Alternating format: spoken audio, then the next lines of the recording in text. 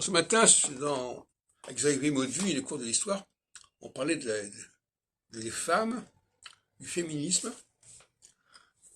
et du care. Alors, je voudrais quand même revenir sur ces deux points. D'abord, le féminisme, en 68, il y avait plusieurs formes de féminisme. Il y avait un féminisme qui voulait l'égalité, et il y avait un féminisme qui voulait, au contraire, qu'on sépare bien le rôle de l'homme et de la femme. Et ce est très ambigu. Même quand on dit, par exemple, aujourd'hui, dans la inclusive, on emploie un mot féminin pour distinguer le masculin.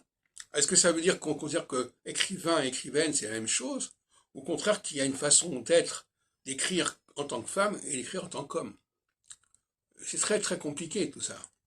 Deuxièmement, pour moi, d'après mes travaux sur les topics sensoriels, euh, l'olfactif et le tactile, qui sont les surmoi féminins, en opposition au ça féminin qui est la parole et le visuel, prédestinent les femmes à s'occuper de l'enfance. D'abord parce que l'enfant, au niveau de la parole, bon ben il fait ce qu'il peut, il crie comme il peut, on le laisse crier, il n'y a pas de contrôle à ce niveau-là.